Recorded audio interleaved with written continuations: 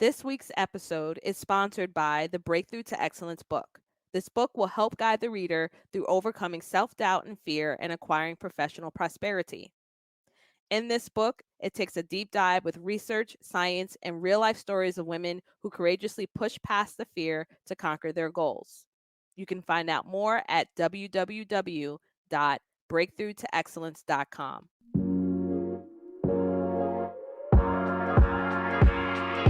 Welcome to the Breakthrough to Excellence podcast.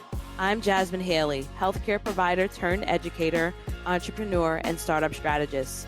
Not too long ago, I was burnt out, overwhelmed, depressed, and full of fear from a toxic work environment. I created my business out of necessity to create a legacy I can be proud of today. It helps me transform the lives of women every single day to pursue their dreams and entrepreneurial goals. I created this podcast to share the empowering stories of entrepreneurial women, help you break through self-doubt to your greatness, and share business strategies to help you create a thriving and profitable business. If you are an emerging entrepreneur or business owner that wants to create the mindset needed to escape burnout, reclaim your personal power, and pursue your entrepreneurial dreams, this podcast is for you. Stay tuned and listen in. Welcome to another episode of the Breakthrough to Excellence podcast. I cannot wait for you to dive into this live training I did on a Clubhouse app. It was thebomb.com because we were talking about specifically what you need to get rid of today, especially if you're growing a business or scaling. Actually, it really doesn't matter. Just in life in general, you need to check this. So I can't wait for you to hear the 4 areas in which I'm going to share for you today that you can actually start assessing in your business and looking at what you do in your day-to-day life that may contribute to whether or not your business has hit a plateau or it's in a position where you can scale and grow. Once again, I am your host, Jasmin Haley, and I look forward to hearing your thoughts about this. If you find that this episode is something that really shook you within your own business, that really help encourage you in making the next steps in your business simplified and with more ease, feel free and share this episode with one of your friends. Let them know about this important topic so that we can get to more business owners, especially for my women out there. Hey, y'all. And we can get to a place where we are growing and scaling our businesses, being more profitable, building sustainable businesses that ultimately will impact our communities. Remember, I am always here if you want to take this message deeper and start the work in your own business. Without further ado, here's your training. Let's talk about this important topic.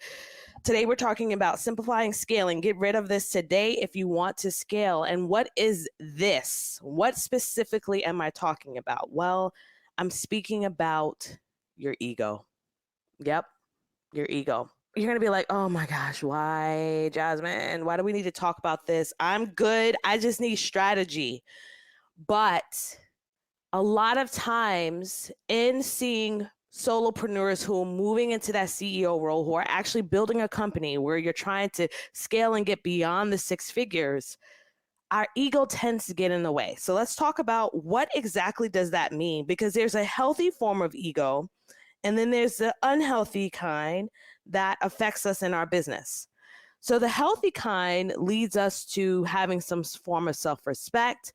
It leads us to having confidence and taking risk in our business. And it also helps us step into leadership as a CEO. We need to be leaders as a CEO. We need to be able to govern ourselves. We need to be able to govern our team. But what happens if it's unhealthy? What happens if it goes unchecked? Now, I didn't really understand the concept of ego until I started my inner work and listening to Brene Brown and learning about vulnerability and shame, and then seeing how ego played a role in how I handled my personal relationships and how I saw the world and my fear of being open and vulnerable as a way of protecting myself, which was actually harming myself. And it is the same exact thing that we do in our own business. So for today's discussion, in the next 15 minutes or so, I'm going to go over 4 ways in which we harm our business with an unhealthy ego. As I'm sharing this information, if this is something of value to you, I want you to go ahead and click the plus button down at the bottom if you're currently listening to this live on Clubhouse, and invite your friends in. All right, here's the first one. This is the number one way that an unhealthy ego can affect your business. It's realizing that you may not have all the answers, right? And you still have room to grow and learn. Now, what does that mean? Well, some of us as business owners, when we get to a place of burnout, when we get to a place of having difficulty in our business, we say, oh, I'm doing it all, but I've done it all already. I'm doing all the things. You get to a place where you can't hear any sort of strategy or any sort of guidance for where you are because you feel like you've really done it all. But really, have you? Have you really tried everything? No one said entrepreneurship was going to be easy. But if you're currently in a place of a plateau and you're stuck in your business, how's it working for you? Because what you're currently doing is not working right now, right? There's still some room to grow, and there's still some room where you need to be able and willing to ask for help.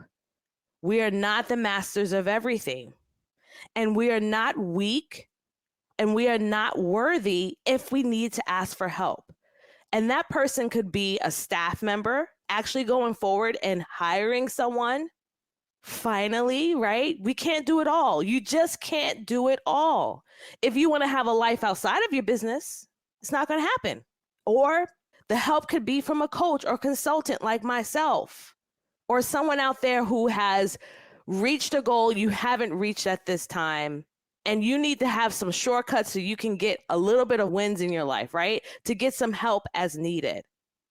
It also affects us in accepting opportunities where we could learn. Now, you all are making a conscious decision today to actually listen to this recording, or actually to listen to me as I am talking about the ego. That says a lot. That says a lot that you're willing to learn, right? You're willing to hear someone else's thoughts. But for some of us, it's extremely difficult to understand that we don't have all the answers. We still have more to learn. And unfortunately, an unchecked and unhealthy ego will prevent us from asking for the help. We are not the master of everything. We cannot do it all. So focus on that zone of genius. Focus on what you're good at. Put your energy where it needs to be in your business to help you scale. All right, number 2, an unhealthy, unchecked ego will ignore opportunities for growth. And what does that mean? It means that you will resist change and you will stick with the complacency. Have you ever met someone that would say, oh my gosh, I'm so miserable in my life, in my business, in my work, but yet they do nothing about it, right? All they do is complain. An unchecked, unhealthy ego will keep you from growing. You're going to resist the change. You're going to stick with the complacency. Again, the comments that may come out is, I've already done all of these things, right? I know everything already. There's nothing I need to change right now. But I want you to ask yourself, have you created enough opportunity in your own business, or are you taking advantage of all of the opportunities to help your biz move forward? Everyone should be evolving. A healthy ego, again, allows you to step into a leadership role as a CEO, right? Not as an administrative assistant. It allows you to develop the confidence in order to take risk. It allows you to have a form of self-respect. It doesn't mean that we lose what's important for us, but we do have to understand that if we aren't checking in and assessing ourselves as needed, our ego can get in the way from us scaling our business. All right, number 3. Here's number 3. You are totally inflexible because you have an unhealthy and unchecked ego. So what we need to remember is our business will give us the opportunity to make an impact. It will give us the opportunity to care for our families, but it's not just about us. Now, I talk a lot about intuition. I talk a lot about making sure you're aligned with your God-given strengths. I also talk about how we need to honor our purpose, right? And I talk about how important that is to have that in our business. But we also have to remember that a part of our business is also about the human beings that we serve, our clients, our students. And we need to be seeking ways at all times to provide excellence to them and to help them solve their problem.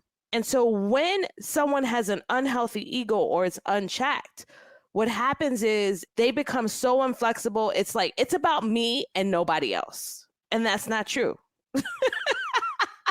Because if the human beings that you're serving as your clients or as your students feel that you don't care about them, right? You aren't serving them, you aren't considering their needs, they're going to take their money elsewhere. We have so many more people now, clients and students, consumers, customers, I don't care what you call them, that are more aware of what it is that they're getting into.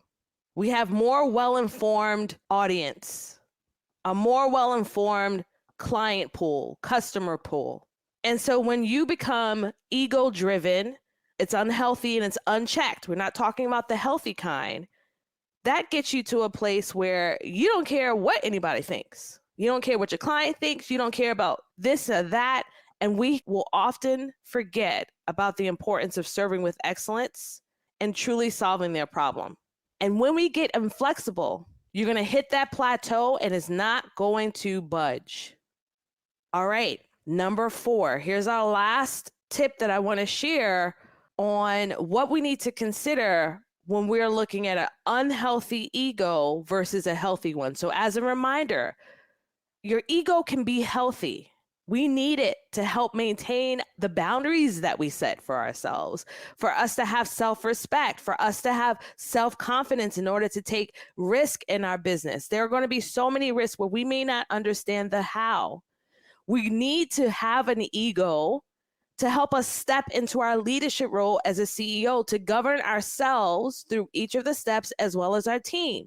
However, when it's unhealthy and it goes unchecked, this is the 4th way that it can impact us. It can get us to a place where we're setting goals that are impossible.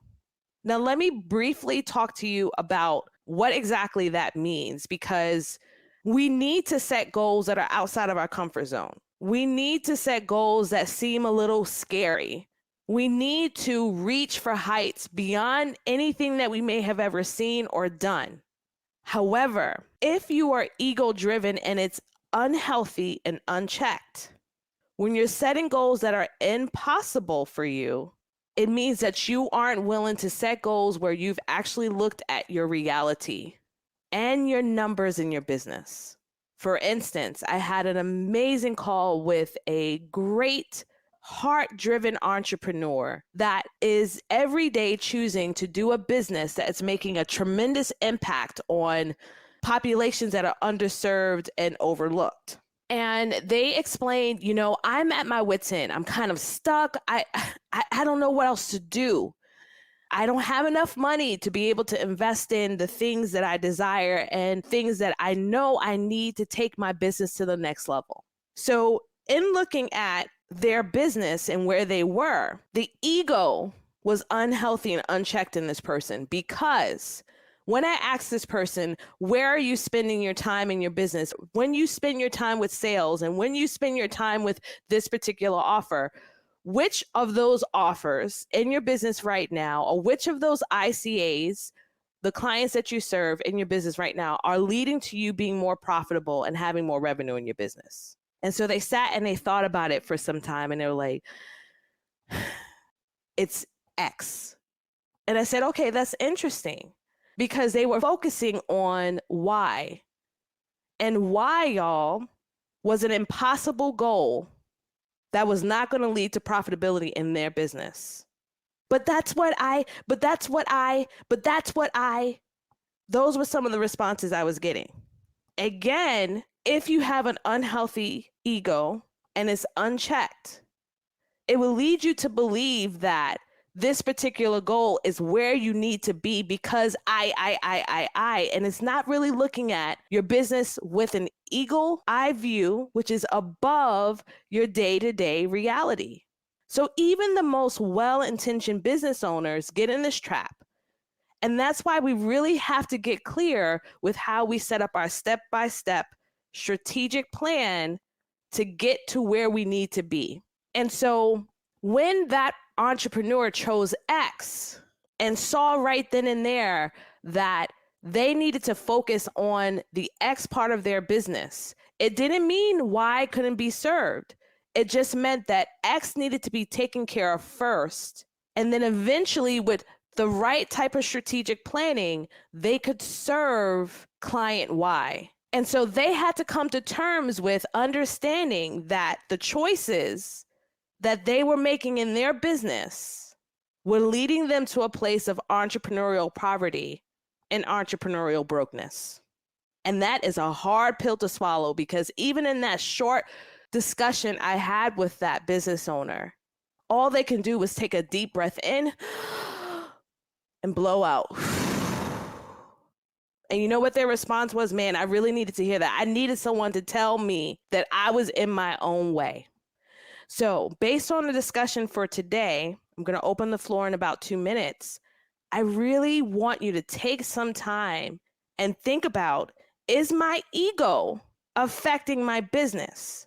Because that's what you need to get rid of today. The unhealthy, the unchecked ego that makes you think that you can't ask for help, that makes you think that you have all of the answers, right? I totally agree. We have amazing stuff in our toolbox that we can all use. But for many of us, we need to hire that staff member. We need to hire that coach to get us to that next level. We need to stop ignoring opportunities that can grow us in our business and stop going down the path of resisting change and being complacent. We need to stop being inflexible, and we need to get to a place where when we set our goals, they're not entirely impossible. They look at the realities of the numbers within our own business and truly what's going to lead us to the bigger goals that we want to achieve. So that is my discussion for today. I hope that it got the wheels turning on how you can show up for yourself in your business and what parts of your business you need to work on to help you achieve your goals as you navigate the wild, wild west of entrepreneurship, because it is something else, y'all. It is something else, but there are ways in which we can simplify it. And a lot of times, even with my clients, when I'm looking at their business, and I love strategically looking at their offers, how they're spending their time, what are they doing for their organic marketing plan, what systems do they have in place? The number one thing we have to work on immediately is their ego. So don't think that this is saying that you're not a kind person, you don't have humility. Every one of us at times are going to make ego-driven decisions because it makes us feel safe. And we're talking about the unhealthy kind, the unchecked kind. But if you really are at a place where you know you're worthy of achieving your business goals, then I'm going to implore you to do that work. Think about what I've shared today and consider how is it that you can simplify scaling your business where you can still honor what's important to you, honor your purpose, honor your talents, and scale in a way that doesn't lead you to being burnt out, overworked, and underpaid. Thanks for tuning into the show. Dive in deeper by visiting the show notes for this episode or listening to more episodes on jasminhaley.com. If you found value in the show, share with a friend or leave us a review. I'll see you next time.